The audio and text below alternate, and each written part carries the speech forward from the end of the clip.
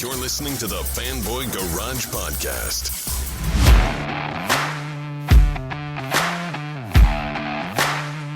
And welcome to the Fanboy Garage. I'm Chris Lasanti, joined by my co-hosts Vanessa. Hi guys, I'm back. And Aaron Varola. Yo, what's up, folks? Welcome to episode 137 of the Fanboy Garage. We have Vanessa back. Yay! We're stoked. We're excited. We need to get her thoughts on the SnyderCut of Justice League. We've got a lot of other stuff to talk about. Falcon and the Winter Soldier, which we missed last week, but we'll be giving you a 2-episode dose of our thoughts. Mayans is also back, so we'll talk a little bit about that. Godzilla versus Kong is a thing, and it's hidden overseas, but there's so much more to talk about as well. So let's just dive right into the SnyderCut. Banana, we missed you last week. I missed you guys too. I wish I had so much FOMO, but I was stuck on the couch and I couldn't move. But I had enough time to watch the SnyderCut. You brought your homegirl too, right, to watch it? Holy crap, that was so funny because my best friend Maytal hates comic book stuff, which is hilarious we're best friends. She hates it. She the only thing she knows is Superman, Lois Lane, Batman, Catwoman. She knows the old school stuff. She's also 10 years older than me, so she's she only knows all the old shade on her real quick. No, I'm not. I'm just saying she's also 10 years older than me. Nah, she doesn't get it, oldie. But I'm saying that because her knowledge is older, Gotcha. Okay. So I forced her to watch it with me, and she was not thrilled at all, but I was so impressed with her knowledge because she would be like, "Oh, that's the Batmobile, right?" And saying "Oh, that's Lois Lane, right?" She would say little things like that. And so I also gave her the whole spiel about why the SnyderCut was special. Wow. So you set her up with a 4-hour pre-brief before you got into the 4-hour, because that's a lot to digest. Yeah, well, I cut it down a lot. The abridged version. The abridged version, but I was this is why this, this thing is in front of us right now, and I gave her the whole spiel and we watched it together. We had to break it up into, I finished it in 2 days. Okay. I just got tired, I was just recovering and stuff like that. So I watched the first 2 hours, and I have to say, it flew by for me. The first 2 hours completely flew by for me. I don't know if it's because I was just well, I've nowhere to go and I have nothing to do. So I'm just stuck here with this, and this is going to take my mind off of the pain that I was feeling. But I'll give you my thoughts. Overall, I really enjoyed it. Mm-hmm. And it kind of surprised me. I wasn't expecting to like it that much and be into the story, Yeah. I really appreciated what I really appreciated was that I felt what I've always critiqued DC on was that their stories or, the trajectory of plot lines for films felt like it didn't have as much heart as I wanted. Right. And I felt with Justice League, the heart in the story was there. I loved, Cyborg and his with his dad, and the emphasis more on Cyborg and the Flash's characters. Mm-hmm. My friend Maytal really loves the Flash. She thought he was so cute, and she was rooting for him the whole time. It was just kind of fun watching it with a friend that is not involved in any of this at all. So I also got her take. She thought that she said at one point, and I tweeted this, she said at one point, wow, this movie refuses to end, especially the second half with all of the extra, almost cut scenes, Yep. Towards the end. So I also felt when we got to that part, I was okay, I felt it should have just ended with the video, the audio tape, Right. Voiceover, and it should have ended on that note. Right. I thought that would have been so beautiful. The message was really strong. So I really appreciated the heart in the story. And I also like the treatment of Wonder Woman a lot more. I felt like in the first movie, like she was just like this like side piece, like the same critique I had in Wonder Woman 84.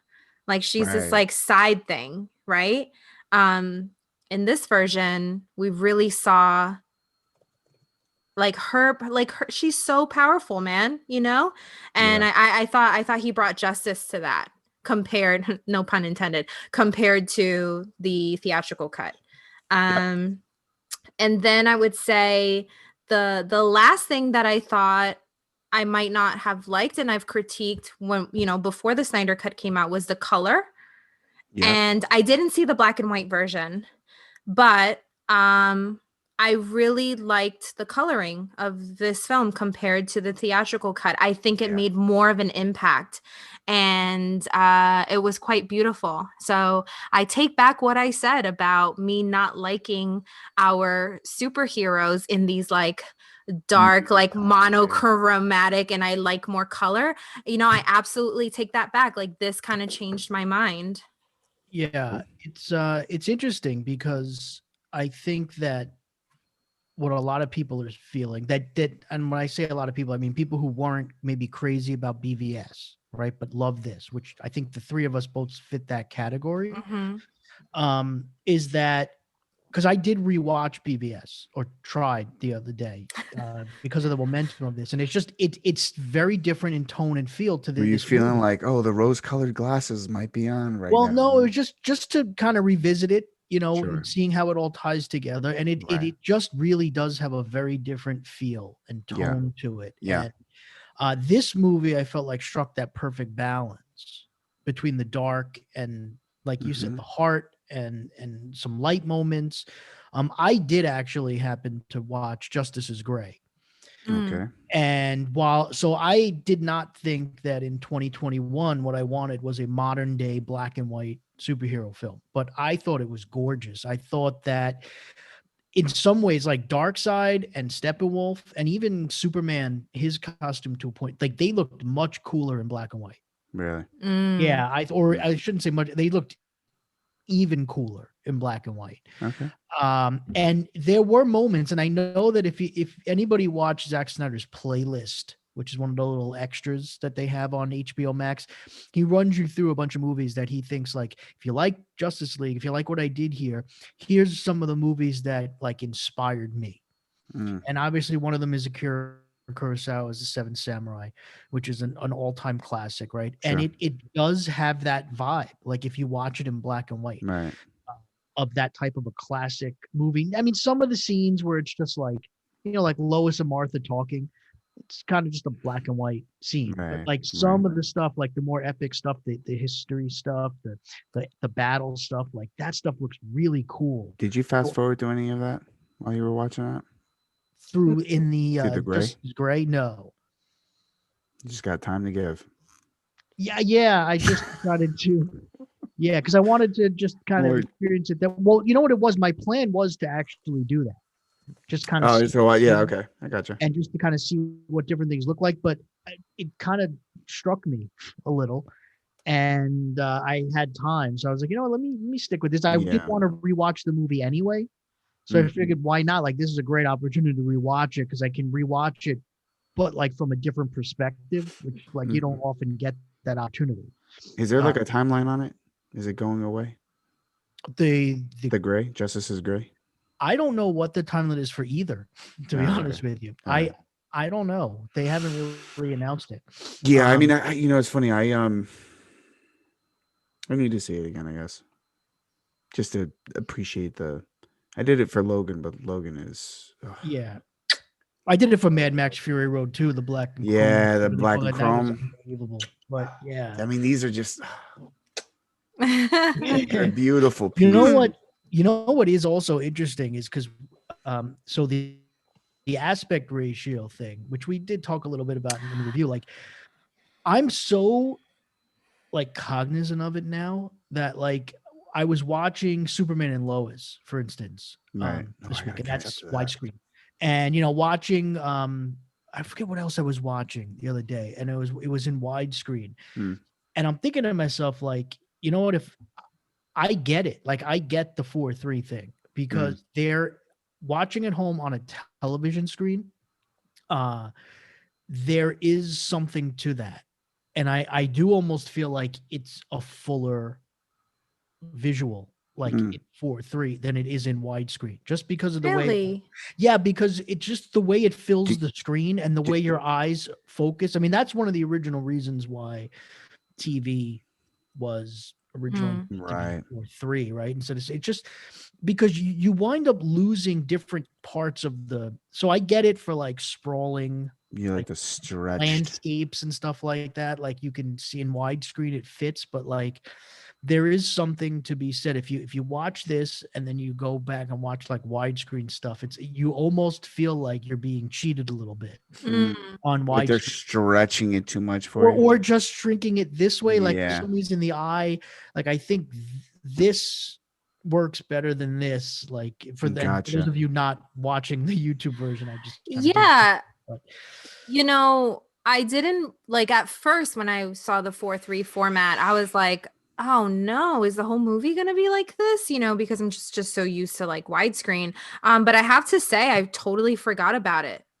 Yeah, that didn't bother me at all. Yeah, like after a while, it's just like, all right, like that's what it is. So it didn't bother me as much as I thought it was going to in the beginning. You know. Yeah. So, Vanessa, you've seen it. You feel good about it, like both Chris and I do. Are you ready to restore the Snyderverse? Is that what you want to? Do you want to see that? Do you think that's going to be a thing? You know what? I mean, like, I'm not gonna be I'm not like a restore the Snyderverse, you know, thumper, right? But if he got the opportunity to, you know, really fully flesh out his vision and bring us more movies, like I wouldn't be against that.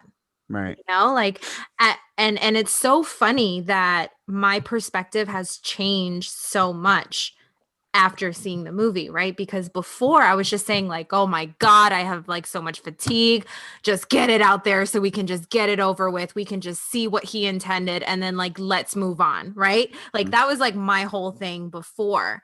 And now that I've seen what he did, and obviously like compared to the freaking like atrocious theatrical cut, I'm like, I want to see more heart, and he sold me on the heart. And like I have another friend, Angelo, who has been texting me all day today because he's like sat down and actually watched it. And he hates it. Like he doesn't like it. And we were like going back and forth, and I'm like, what? And he's like, oh, I don't like this line. Like in the original version, like that line was better or whatever. And I was like, listen, you don't have to like this movie, but at least you can appreciate that this is a director that has a vision. Right. Joss Whedon did not have a vision and just threw a bunch of like cockamamie like at a wall and just hope that it stuck and tried to do like, you know, funny little comedic things. And this movie also had the little like funny comedic moments, which I also really liked, that were so funny. And it got my friend, like my friend was like, oh, hi, he's so cute. You know, like it got that type of viewer. So I think, I'm for the restore the Snyderverse. Yeah. So Ron Diesel actually had asked us a question, which ties into this. And he said, with Warner Media coming out and saying no more Snyderverse, do you believe them, and what exactly should they do with the Snyderverse? So he's referencing Ann Sarnoff's interview that broke the internet and got everybody all up in arms. Where of course they did. Yeah, she mentions that they allow, you know, Zack Snyder got a chance to complete his trilogy. Right. She was very careful to say that. Right. And basically saying that they weren't going to develop the Ayer cut of Suicide Squad. And she also talked a lot about how it's not just about movies for them. They're also looking at, you know, HBO Max for like series and to just expand on the whole thing. So, but everybody basically took out of that. She said there's no Snyderverse, and how dare they release this interview like on the Monday after all this comes out and blah, blah, blah. So I think for me, just to talk to Ron's question, I don't think it's a matter of whether believing them or not believing them, right? Because I I think that I believe Ann Sarnoff believed on the day that she did that interview that Zack Snyder completed his trilogy and they're not going to develop the air cut and whatever. But does that mean things can't change? Of course it doesn't. Obviously things can change. The Snyder cut happened. So I don't even think we have to believe or disbelieve or whatever. We just let's let things play out and see, you know, what somebody says today may not necessarily be the truth tomorrow, you know, and all of that. So I don't, as far as what should they do with it, I don't know. You know, I don't know if you're going to invest. So if you're talking about 2 more Justice League films, you're talking about like $400 to $500 million, right? That you're going to have to invest to make those. If you're just going to do it for HBO Max, I don't know that that makes a whole lot of sense. But you have to do it just for HBO Max? I don't know. I mean, see, to me, I think that this thing has some potential, like theatrically. I don't think they're going to go that route. Right. But, you know I would like to see, at least I want to see the conclusion of this. Like, I'd like to see more Darkseid. I'd like to see that thing get a chance to develop. I mean, we know that The Flash is getting a movie, right? And we know that Aquaman is going to have another movie and Wonder Woman's going to have another. So we're going to live with some of these characters for a while.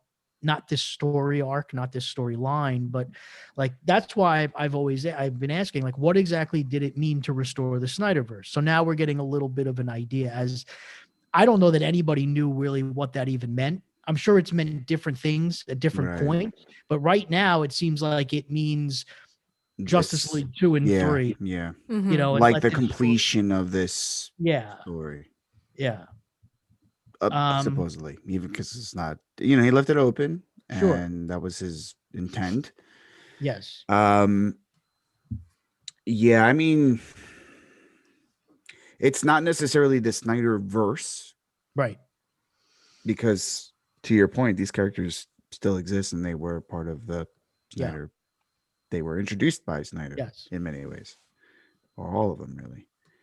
But you know, hindsight is 2020, and I'm thinking to myself, you know, we just had a killer, the Suicide Squad trailer drop, and had the Snyderverse continued, that would not have been a thing, right? In my mind, like DC kind of learned from some of the fallout of BVS and this whole Justice League thing to say, we cannot give the audience what the other studio, Marvel and Disney, are giving.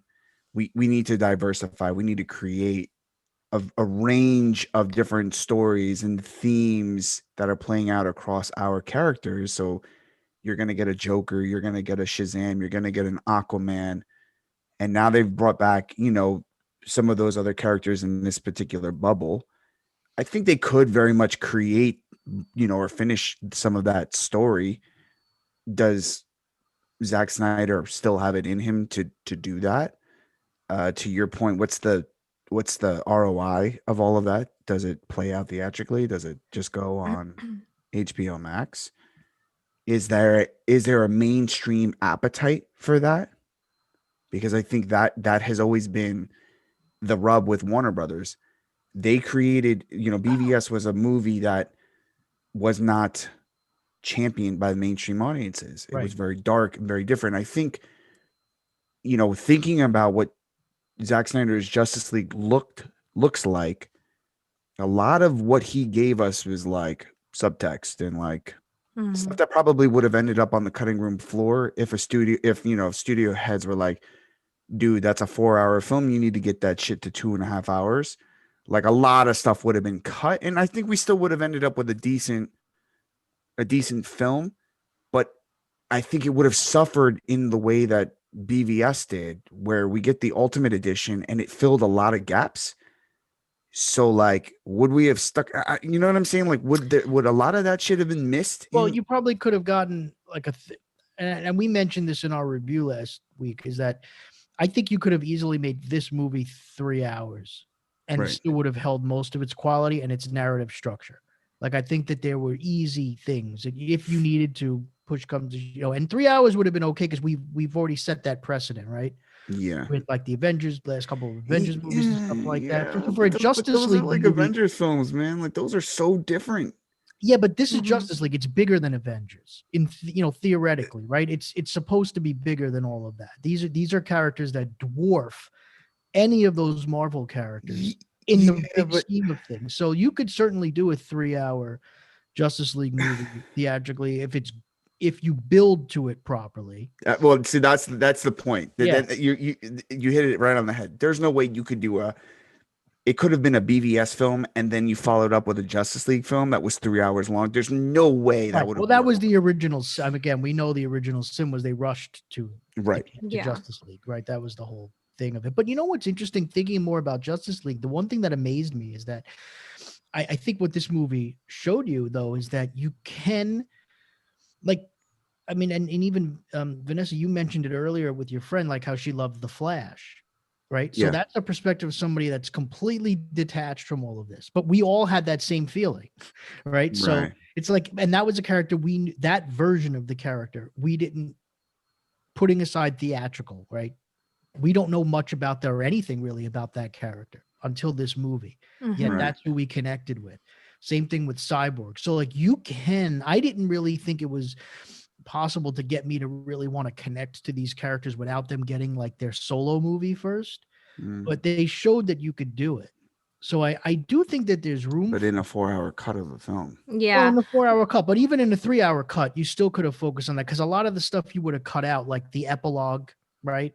That's half hour. The first Right. hour, which really doesn't move much, like you could have cut a lot of that out and Yeah. still kept a lot of the I think structure. Martian Manhunter. Martian Manhunter, all that you could have Could've Could have all cut that that shit out. Yeah. fine.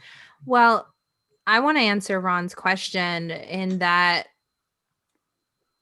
I think the Snyder Cut is very special, right? It's kind of in its own box. And Zack Snyder was able to make his version that's 4 hours long Mhm. because it wasn't intended for any studio model. Like you said, Aaron, like they would have been like, you need to fit this into like 2 hours and 30 minutes. Mhm. And that's it, because that's how much time we have in like the theater, and that's Mhm. traditional. So I believe them when they say there's not going to be any of this, because they're just the two models are different. Like this is like a standalone, very special event that the fans got, and it kind of makes it even more special. Now, I think this movement might give other directors maybe a little more power when it comes to their say, or what they want in the film. Maybe it will empower some people, but I don't think the two models right now are in sync, and so we're not going to see Justice League, Zack Snyder's version of Justice League, like 2 or 3. It will dumb down what he's already done. And what I think people want, or what I want, is the same style of like the heart and the storytelling and like that focus to be in the other films that they already have planned. Yeah. Right, Right. because they're gonna that- plan, like they've got Yeah. their stuff planned out. They can't just say 100%. like, okay, this just released, and the timeline, for the next couple of years, we're just gonna interrupt it. No, like they have stuff planned out years in advance. Yeah. Well, although I don't think they have. So let me just throw out a scenario that I think could work. Just based on current trends, right? And the way streaming services are working and things like that. And that's not crazy, because I don't think that Justice League 2 and 3, if they happen, would have to be 4 hours each, right? We've gotten a lot of the character development, all that out of the way, right? We've been introduced to Darkseid. We've gotten that out of the way. We've tied up some of the loose ends from BVS and Madison and all that, so gotten all that out of the way. So there's no reason why I don't think, especially if he knew that he was going to be able to make a 2 and a 3, there's no reason why he couldn't get 2.5 hour, 2 hour like movies done that were made for HBO Max that are just Justice League movies, because that's the one thing that we're not going to get, right? With all of these DC properties right now, we're not going to get a Justice League movie for a long time, or if ever, right? Right. Because what Matt Reeves is doing with Batman seems to be in its own thing. And obviously that we got the things we've gotten Joker, that's its own thing. Who knows what's going on with the Harley Quinn universe? Because that's all over the place right now. Right. We don't know how James Gunn's The Suicide Squad connects to Birds of Prey and how that connected to Suicide Squad and all of that stuff. Black Adam, Shazam, all of that. We don't know where it fits, but we know that there's Wonder Woman movies and Aquaman movies, and they can still exist on their own and all of that stuff. So I don't think it's crazy to think that just like they make, and it's a little different, but just like they make these animated films, right, that are their own little thing, like in their first preview, if they feel, and that's the key, that there is a return on that investment with all of this, and only Warner Media knows what that is for them, right? Only they know what they needed this thing to do or expected this thing to do, whatever. But I think that there's room for it. I mean, especially when you think of that, because I mentioned before, do you want to spend that kind of money on something like this? Maybe they do. I mean, Disney Plus is spending a lot of money on these Marvel shows, you know, $200 million for Falcon and Winter Soldier, $150 million for WandaVision. We've seen, you know, Netflix invested $200 million budget into a movie that they're going to be producing and releasing. So like, it's not crazy to think about, but you know, and I've seen a lot of people begging to hear numbers on this and stuff like that. We need to get into that. Yeah. It's a waste right now. Don't even bother. And there are some early numbers that have come out that to me mean nothing because again, none of us really know how to quantify this stuff. Well, so let's get into this for a second because everybody. So I made that comment on Twitter, and everyone's like, "Oh, it's doing well. It's crushing it. It's great." Like, what exactly is it crushing? Right. I know. The number of people that are streaming this thing, that doesn't mean anything. That doesn't mean dollars. You know what I mean?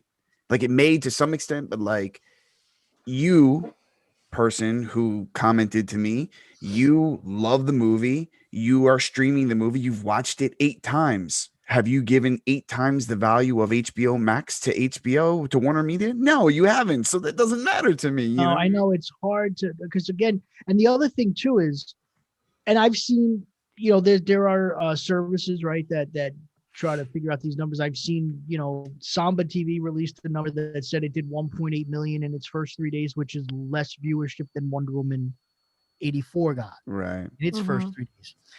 Which is not an apples to apples comparison just because of the way the 3 days fall and stuff like that and the holidays. But then you see another one, you know, that says, no, it actually did 35% better than Wonder Woman 84 did and all this. The point is none of that matters because what does it mean? Like if HBO Max and HBO have 35 million, 40 million subscribers and 2 million of them, 3 million of them watch this movie, great. Again, what it comes down to is what do they consider a success? Like, what does it mean to them? Right. You know, like, and if it doesn't mean money to them, because again, they're getting, unless all of a sudden they got 10 million new subscribers that weren't there, that's a financial boost for them. Right.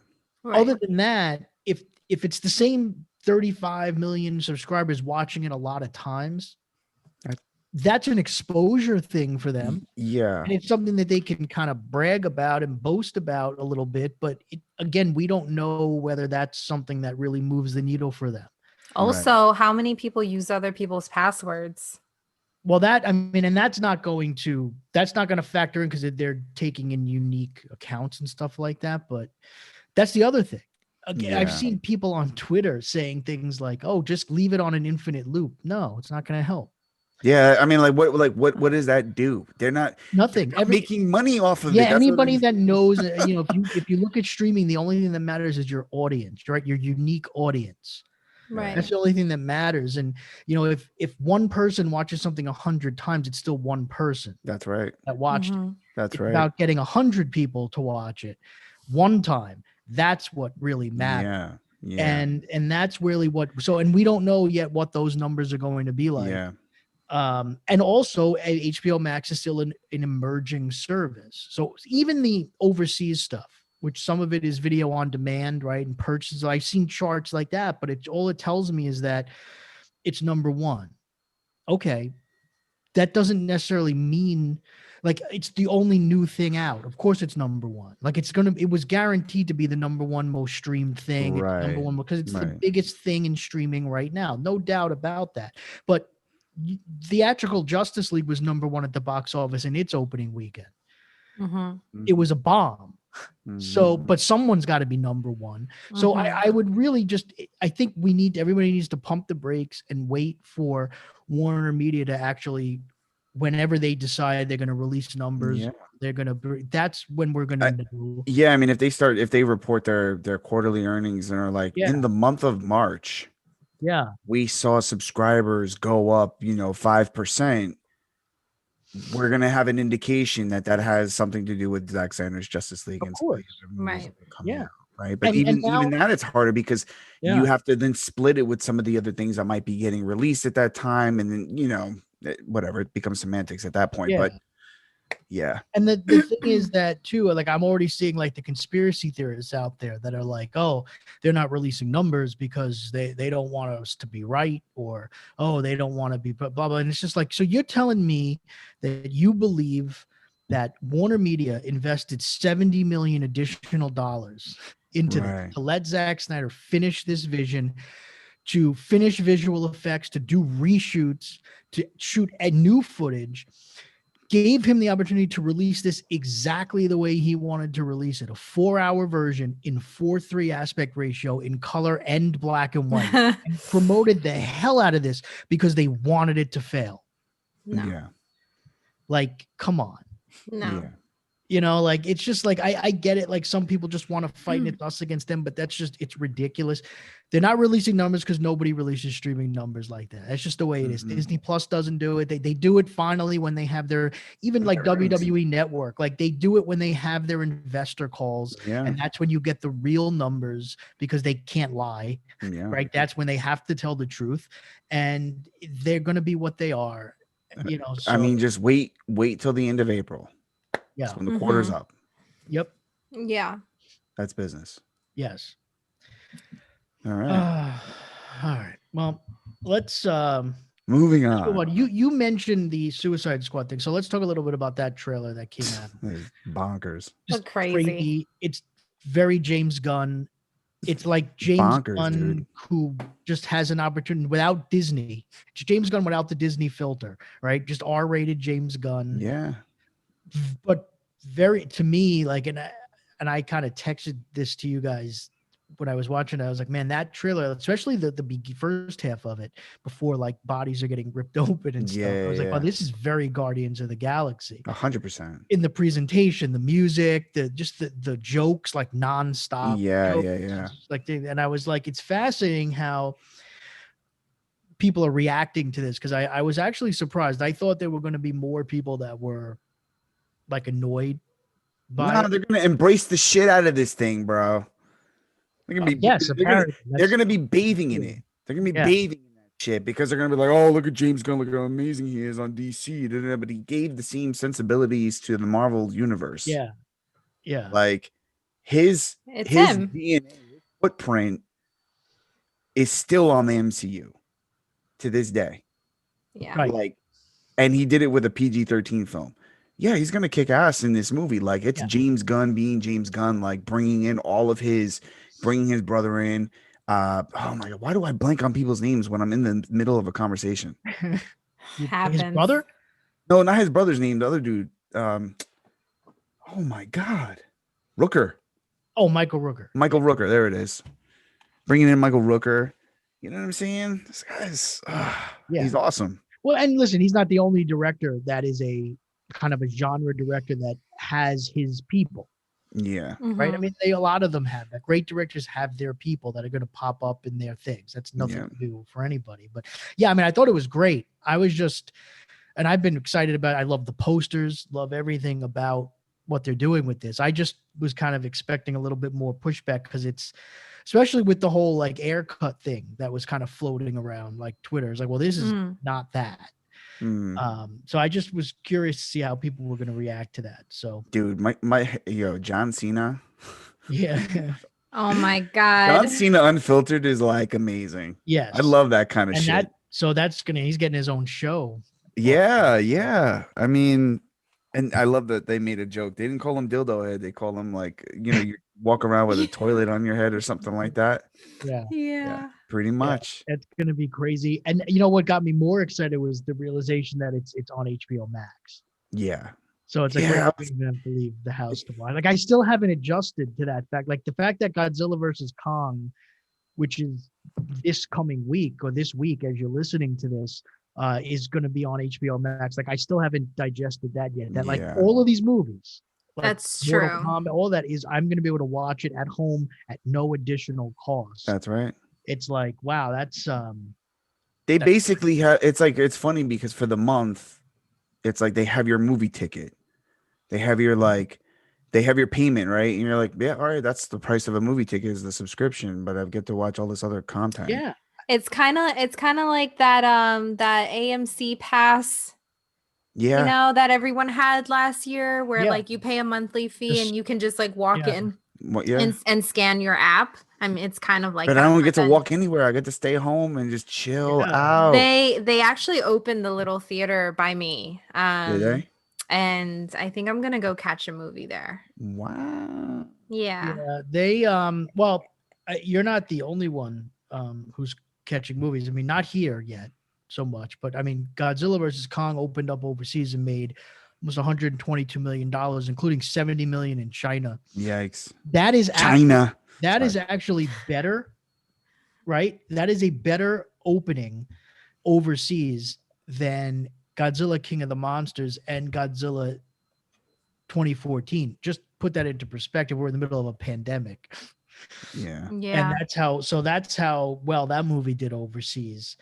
So that's good. I mean, listen, if Warner Media can do that kind of business overseas with a movie like that and hope to generate some revenue, through HBO Max and then video on demand and all that stuff later, that's cool. Why not? It'd be interesting to see what it does domestically in its opening weekend. Yeah. I mean, this is kind of the first big kind of movie that's out since now people have been vaccinated and things are kind of starting to reopen a little bit. So it'll be interesting to see where the bar goes right now. Because, I mean, the reopening number one movie domestically this week was $6.7 million. Yikes. That Bob Odenkirk action. Oh, and I've heard is really good. You want to watch it. Right? Yeah. Yep. I want to see that too. But so we'll see now, like where is the bar right now for domestic? At my house. Yeah. Well, no, it's at your house. Sorry. But that is a bad joke. Yeah. It's a dad joke. All right. So there's going to be more DC news in a bit and Marvel news because we got release date news and some updates on Black Adam and stuff like that. But before we forget again, let's talk Falcon and Winter Soldier. Speaking of streaming, how great is this time? First of all, I mean, everybody's busy fighting over Snyderverse and SnyderCut and fandom and all that stuff. And all I know is this month, March of 2021, I got to stay home. And through streaming services, I got to watch a 4-hour Justice League movie in color and black and white. Yeah. I got to watch Falcon and Winter Soldier, right? We had WandaVision. Yeah. Right. And Kong versus Godzilla. I'm going to get to watch all that stuff first run without leaving my house. That's awesome. And we're all fighting over. Yeah. And technically if you add the subscriptions, pay what, $14.99 for HBO Max and $6.99 for $7.99. $7.99 for Disney Plus. That's that's not bad considering. It's literally the cost of one movie ticket. In New York. Right. I mean, really, no, think about this for a second though. Let's pause on that thought. Yeah. That's bananas. Yes. That is bananas. And this is why I'm like, yo, I'll pay the $30 for Black Widow. I know that we're jumping ahead, but we're jumping into whatever the hell we're going to jump into. But yo, I'm paying the $30 for Black Widow. Yeah. Yeah. Not to go anywhere. I mean, I got all of that wonderful geek entertainment for the price of one movie ticket. Yeah. Yeah. It's awesome. And we're all fighting over stuff. But anyway, All right, Falcon and Winter Soldier. And if you use someone else's password, then you get no, then being it's for free. You're on Better. bootleg for free. Although Netflix is starting now to oh yeah, I they're know. starting to crack down big time on that. My Sling TV too. Yeah, they're cracking down. Yeah. I get messages like, there's too many people logged in. You need to like cancel one. And I just randomly choose one and just hope that it's not someone like one of my friends this is Sparta. I'm like, a black hole. I'm like, who's the android? And you're going. Goodbye. All right. Chris. So Falcon and Winter Soldier is good stuff. Oh yeah, it is, man. And it's it's for all the people that say like, and I don't want to say that they were necessarily, well, they were somewhat wrong because it's always been exaggerated, but the idea that Marvel doesn't take chances and it's cookie cutter and all this stuff. Like, I mean, we just got WandaVision now, and now Falcon and Winter Soldier, which I guess on the surface, like visually isn't anything different, but the themes that they're talking, things that they're addressing here are very different. It was like, that last line that Killmonger gives to T'Challa in Black Panther just scratched the surface at like some of the real shit that Marvel wanted to get into, related to race and this show has caught me off guard, like big time with some of that stuff, because I think it's exactly what you said. I think, we take it for granted. I love the Marvel stuff, and I'm like, oh, I'm in for a good time, and like it gives you the good time with the action sequences and all of that, and then it's like, here's some reality for you, buddy. Pow, break your teeth, and then I'm like, damn, I got to chew on this and swallow that. That's tough, man. I start really thinking about stuff, and I'm not even gonna lie, like there is a line in the second episode where Bucky's asking, they're in that they're doing that knee to knee thing, the gaze, and he's asking Sam, why did you give up the shield? Why did you give up the shield? And he said, something like, if Steve was wrong about you, then he was wrong about me, bro. Mm-hmm. I started crying. I didn't even understand what the hell happened to me. I was like, also like, I thought I was watching Falcon and the Winter Soldier, not This Is Us. And legit, I started bawling because I was like, he's validating himself off of the expectations of his friend. Like what his friend saw in him is how he sees himself in the world. Mm-hmm. Holy shit. That's some deep, that is not the only deep stuff that happened there in that episode. That's great. Yeah. I'm really enjoying the dialogue between them and the relationship that's getting built between them. It's just like what Chris was saying before. Like, it's crazy how we get to like just sit in our living rooms and watch these characters and show unfold, where traditionally before we had to wait. It was like a once a year thing, you had to wait to see them, and now we are experiencing them in a much more intimate way. I just love the dialogue between them. I would say the one thing that I'm not so like about is just the plot line with like this is like a underground resistance type of thing. I dig that. I feel like that's a little bit like cookie cutter cliche. Like I dig that shit. Because you know what?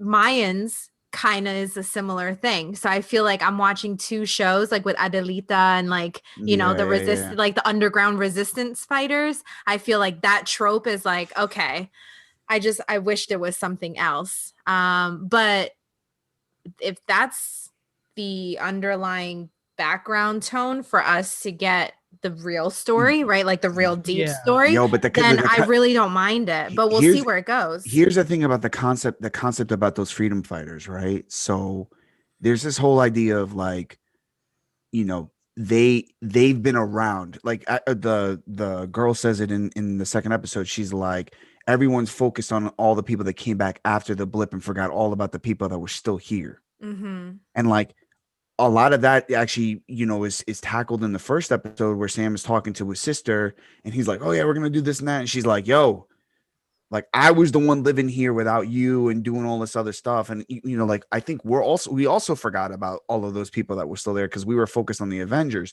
And so their whole push is like, let's make the entire like population supercharged. Like, I think that's what they're doing. They're trying to make everyone superheroes essentially, Right. which then puts them in direct conflict with Zemo, right? Because Zemo does not want any more superpowered people.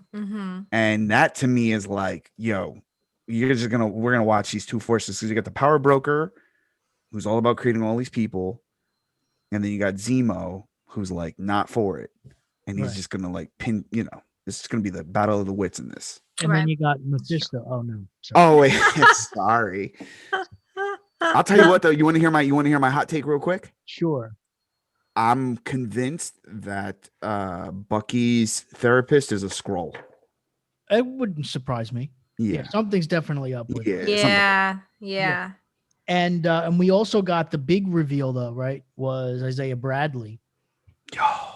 That was just heart-wrenching and emotional, surprising and important, right? Because again, this is something that has never been addressed in the MCU before. And now all of a sudden here it is. And it's kind of a big deal. And I know there are people that think that the little kid who opened the door is Elijah Bradley, who becomes a Patriot, which is a young Avenger, which they're seemingly building towards a young Avenger universe here in Disney Plus, because you have the Maximoff boys. And I even saw I forgot all about this. Somebody mentioned Cassie Lang, which is is one of the young Avengers. And they recast her. Yeah, and Kate Bishop, obviously, we know is going to be in the Hawkeye series. So clearly they're building towards that, or else why would you even, introduce all of these characters? And that's cool too. But man, that moment and that history, and it just puts a whole different spin now on like Captain America and that whole super soldier movement and all of that stuff. So again, adding more depth and it's not safe. At all, it's serious conversation and it's serious topic and it's timely.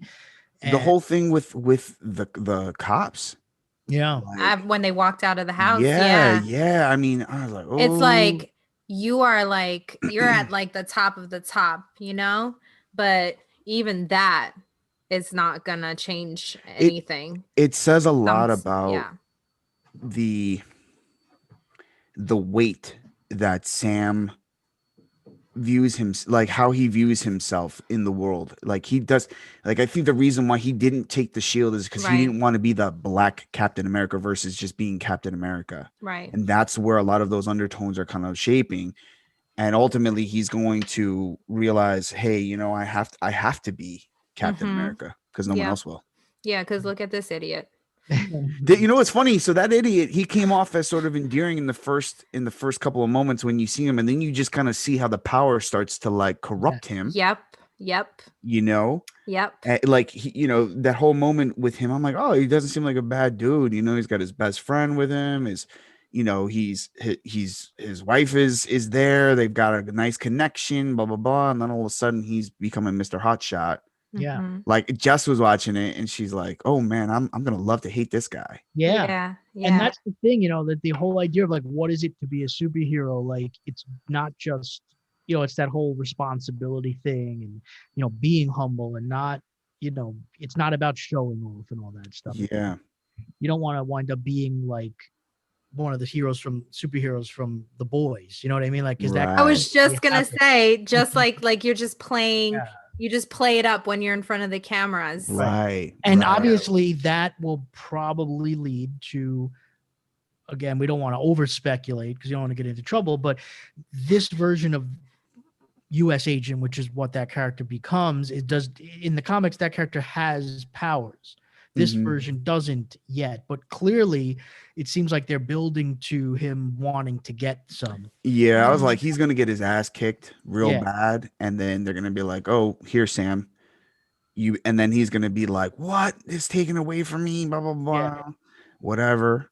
Sure. Yeah, And we got 4 episodes left, which doesn't seem like a lot. And I guess but really, but they are delivering. There's so much nuance in the show that, like, when I watch it the second time, I'm like, oh god, man, this is like the face that Bucky makes when he sees the announcement and the guy's talking about Steve being his brother. And he's like, dude, you have no idea.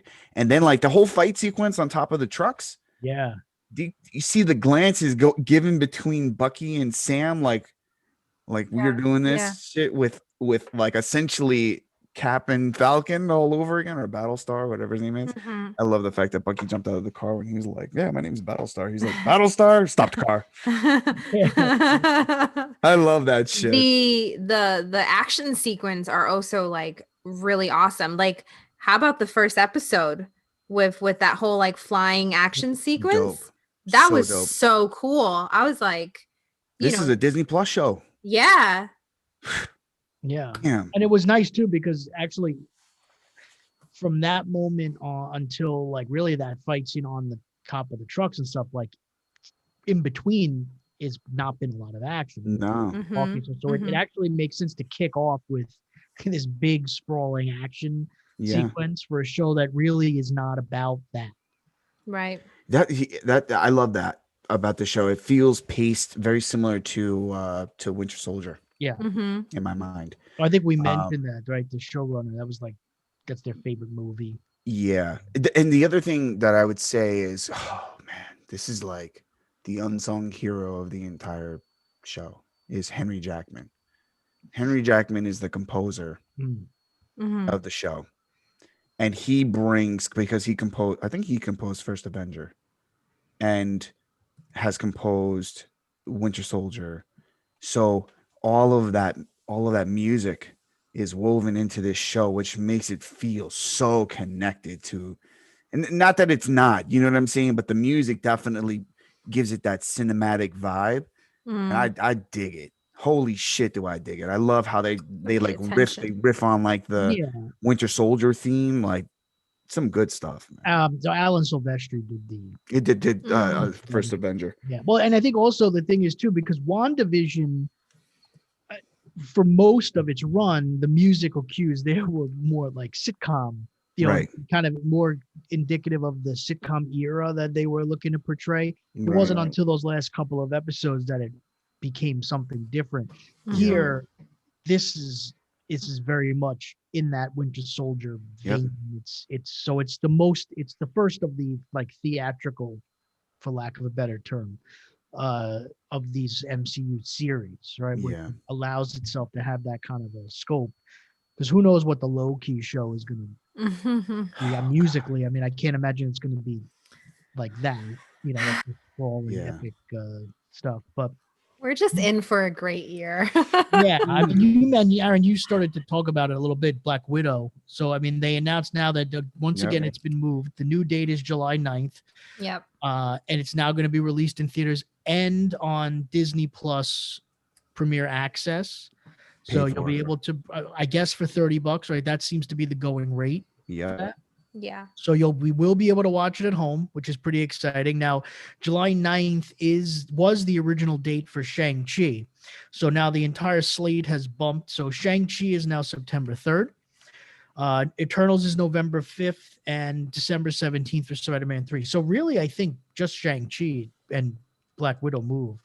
Because I think Eternals was always set for November. But now you're talking about, so July, September, November, December.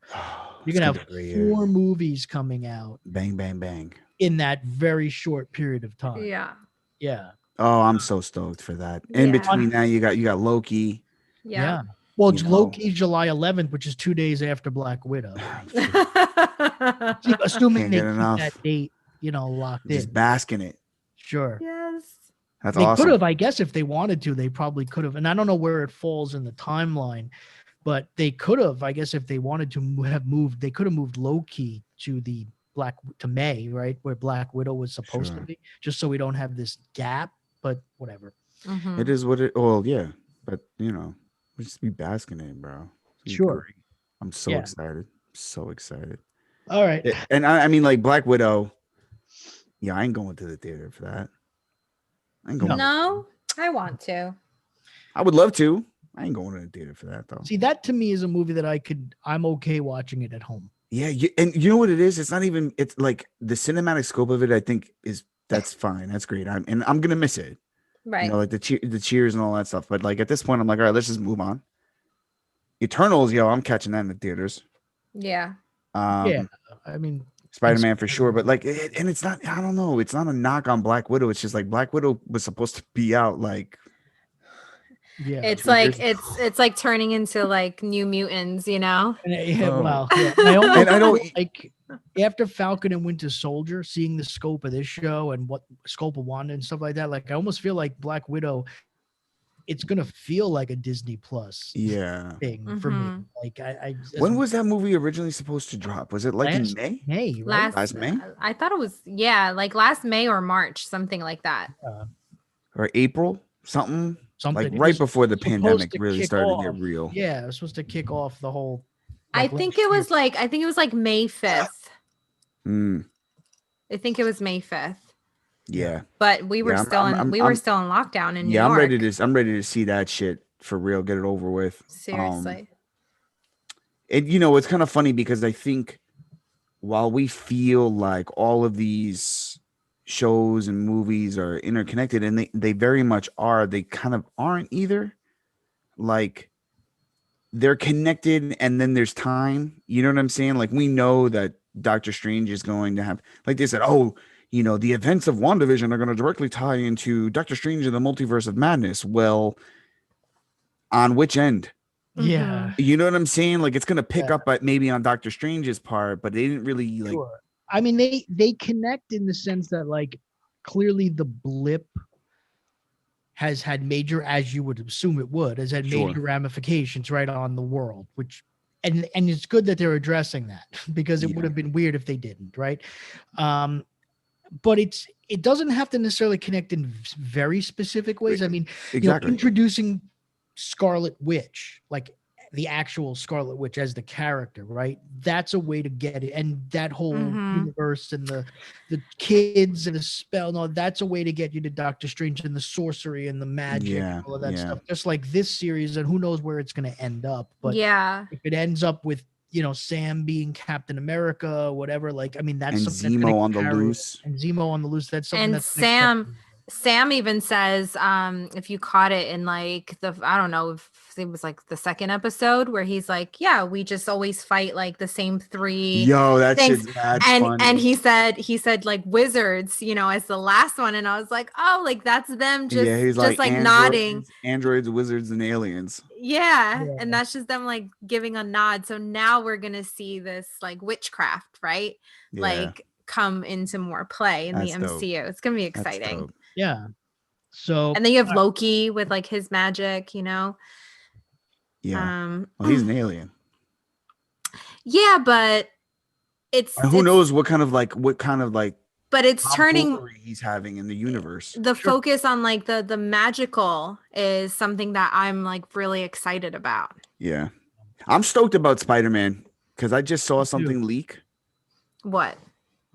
And I don't even know if it's legit, but somebody the costume t-shirt, of Andrew Garfield's Spider-Man costume. Yeah. And to me, I'm like, that's so on the nose. And how would you expect nobody to report that? And there was also some, and I saw it. It might have been part of the same picture. There's like I don't know if it was a press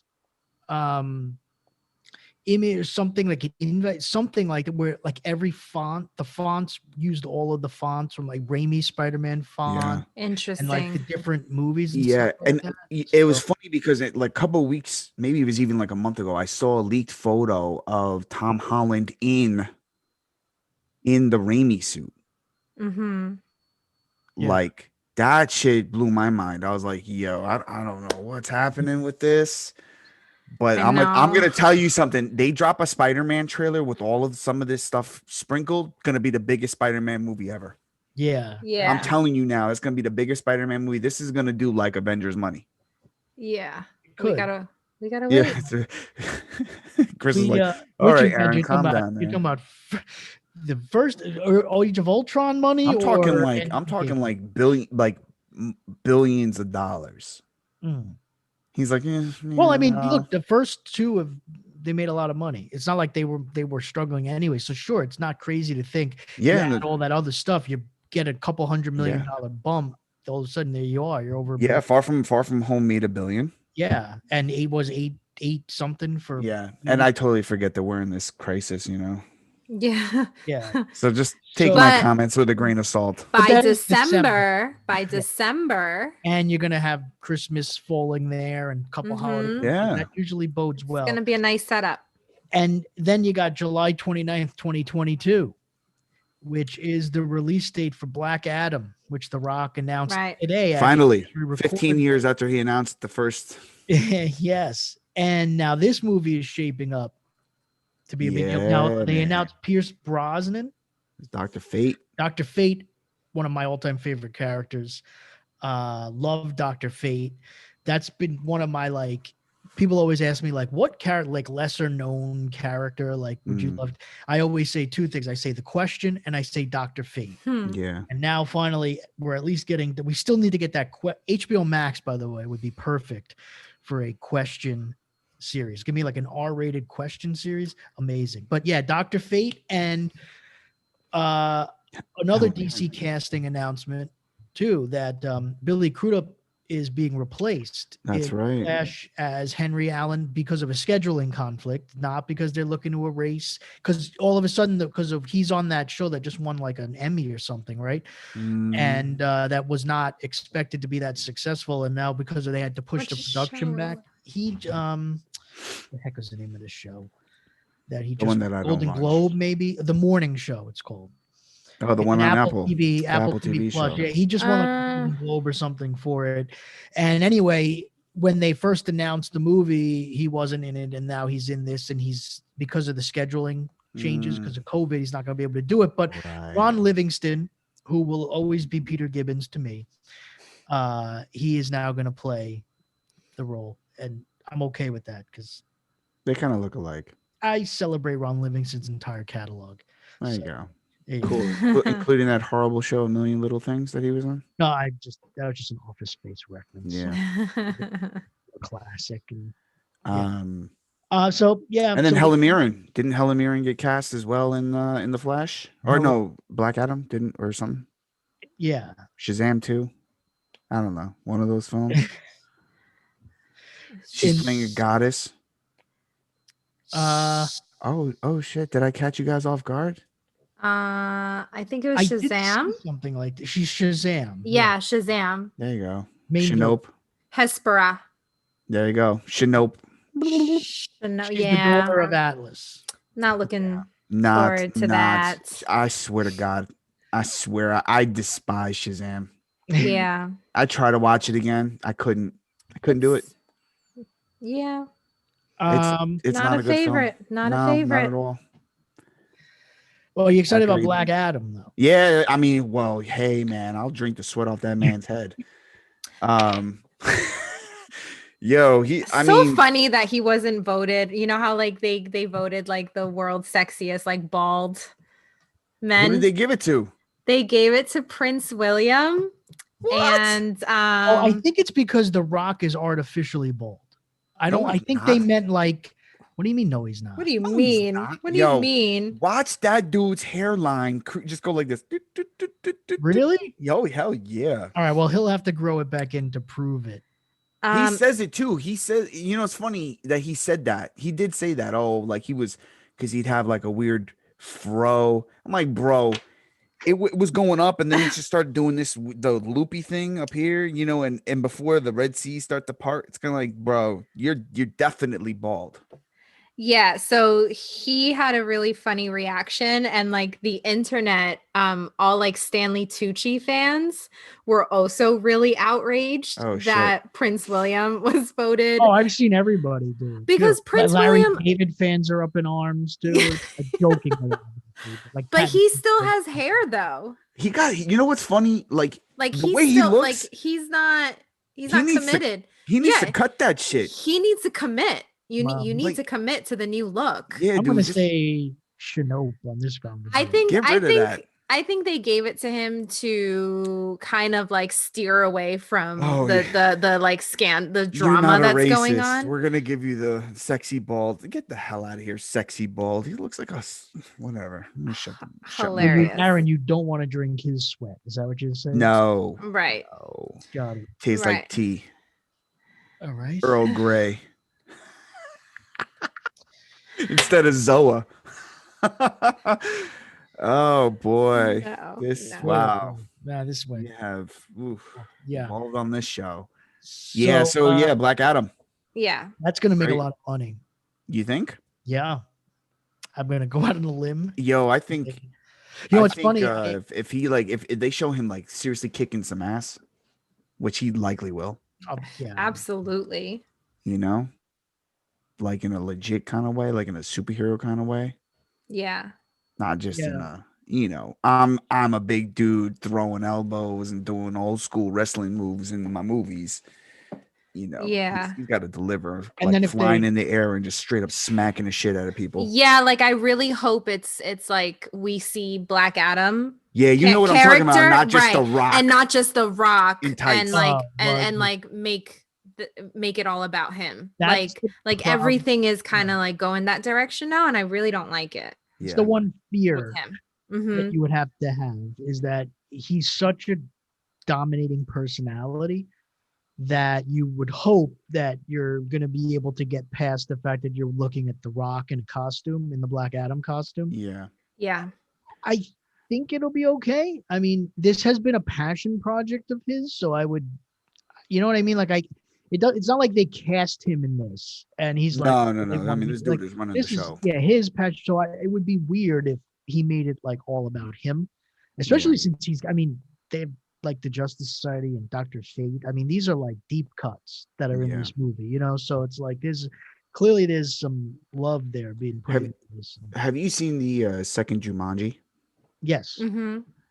So that's an instance where I feel like he relinquished some of that, like I'm gonna be me in this movie. I was thinking he had to be Danny DeVito in that dude's body. Right. What is Jumanji? Like that was awesome. Yeah. So watching him kind of flex that, I thought that was pretty cool. Sure. Anyways, Black Adam. Yeah, I mean, I was signed up for that 15 years ago. Yeah, DC's got a nice run going. I mean, it's unfortunate that, and again, we don't know what theaters are going to do. I mean, it'll be interesting to see what happens with these movies now that are coming out, like not so much right now, but the ones coming out like towards the summer and whatnot that are going to have more of like the hybrid release, like where the box office falls. I mean, not that this is necessarily related, but I think it is in a sense as far as like what people are willing to do and how excited they are to do things. UFC put 15,000 tickets on sale for their April 24th show in Jacksonville, and they sold out in 5 minutes.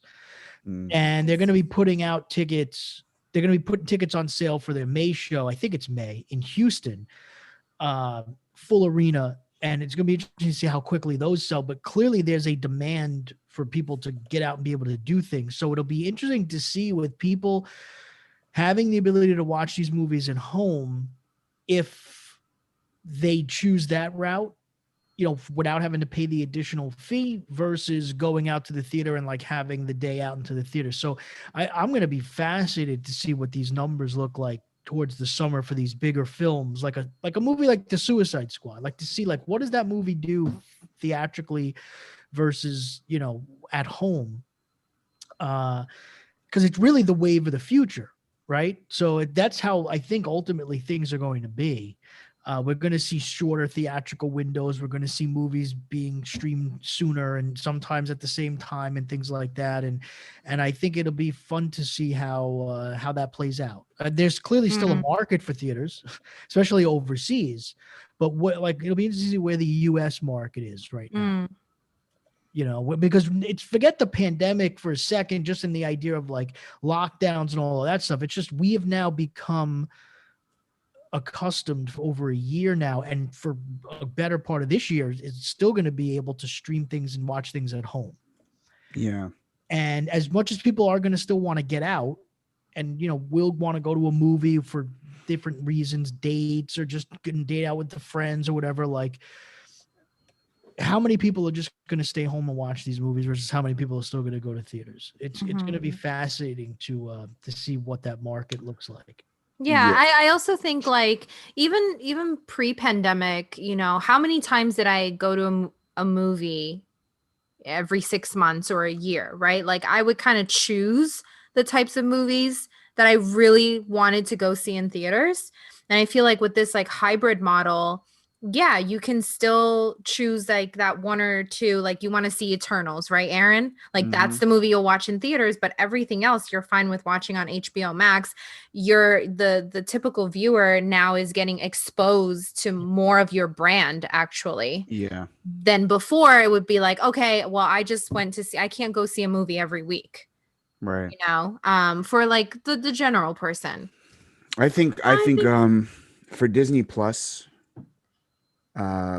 Black Widow is going to set a precedent for this service. I think HBO Max is probably kicking itself 100 times over for not offering anything in premium. Yes. And that becomes even more like evident to me because if you had the Snyder cut being released, like not only should that have been a draw for people to go and get your service, but you should have been charging people extra money for that. Yeah. Missed opportunity. Everyone would have paid. 100%. I would have paid for that. But like I think for Disney Plus, I mean, obviously, and they stated this when they made the move, when they shifted their date, that they still value the streaming model, and it's a priority for them. So there's gonna, and outside of the stuff that we talked about on the show, the next Pixar movie is also being released on Disney Plus. They're going to be distributing other films on premium access. Premium access. Yeah, no, premium access is. Yeah, so not the Pixar film. The Pixar is free, but there's another film. I forgot what it was. Two Pixar movies in a row then that are going to Disney Plus. Yeah, so like there's a whole bunch of road laying that's happening now that I think at least from my perspective, Disney Plus is doing a great job at kind of doing. I don't know what Netflix has up their sleeve. I don't think they're going to be playing this game. Because they charge so much money anyways, like they can't do anything premium. And they don't really have access to like those kind. And they also have like 100 something or 200 million subscribers. Yeah. So it's like they're in a completely different. They're in a different sphere. But like Disney, HBO Max, and others are like reshaping the game. Yeah. So we'll see. I mean, I think it's here to stay for sure. I would hope that Premier Access is because 100%. I think that Premier Access, and again, it might piss off theater owners and stuff like that, but you know what? They're charging a premium, right? So Premier Access, I'm going to pay more to watch it at home than I would if I wanted to go to the theater. Right. Okay? So yes, I get it. You can still have like 10 people over and you can I get all of that. I understand it, but Disney's in full control over that. And I don't think that these theater operators right now are in any position to say, well, we're not going to carry your film if you do that. Because I mean, some are though. Yeah, but they're hurting. The theaters are hurting. They need any of the help they could get. And they're going to have to roll the dice and say, hey, you know what? Let's hope that people still want to come out to our theater. Yeah, I'm trying to think. I think I forgot what movie it was. It may have been Raya. This latest one. I may totally be misspeaking here, but there was a recent film. It may be Raya that some theater chains decided not to pick up because they weren't getting a fair shake on it from the studio because of the premiere access. I mean, look, here's the thing. I'd like to see too with Disney. How do these Disney Plus shows affect people's desire to want to go see some of these movies? And what I mean by that is by the time, and not so much Black Widow, but like a movie like Shang-Chi, right? Yeah. So this is not an A-list character, right? And not that they haven't done this before, but in years past, people would have gone to see it because it's the new Marvel movie that's out. Right.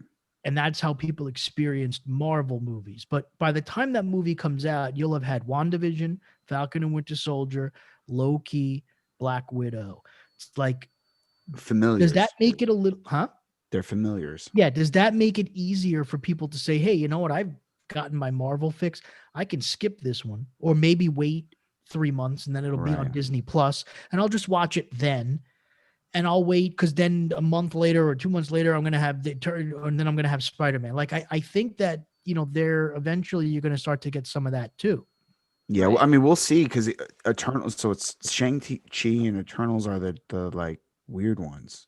Right? Yeah. 'Cause those are new. I mean, we'll see how they perform. I'll tell you, like, without having seen any of the marketing, like if it delivers, right? So which one comes first? Is it Shang-Chi that comes first and then the Eternals? Yeah. September. We'll see what those trailers look like. Because if they're like next level shit, I'll go. I mean, to I Yeah. don't think they But will I do also that, but I also think Chloe Zhao is probably going to win the Oscar, and that's going to push Eternals yeah. forward, you know? yeah, I'm Like just like curious- someone might say like, "Oh yeah, I want to go watch her next movie." Right. yeah, I'm just curious to see if the existence of the Marvel Disney Plus, stuff, just if it is oversaturates the Yeah. market to And the point where it like detracts you from. movies may Mhm. become skippable, whereas in the past people wouldn't. And not that, I mean, look, like the Ant-Man movies didn't do as well, obviously, as the other movies and things like that. So there are always movies that didn't do as well as others. But does it make those types of movies more skippable? It depends on where it is and what the narrative is being stitched, Right. right? So like everyone ran to go see Ant-Man and the Wasp because it fell after Avengers Infinity War. Right. And the snap happened. And so people were like, oh my God, I gotta see what's going on after that. But And I even think, that still didn't, it did better than the first one, but it still right. didn't do, what did it do? Like 600 million worldwide, 76. Mhm. Something like that. So I don't know. We'll see. Yeah.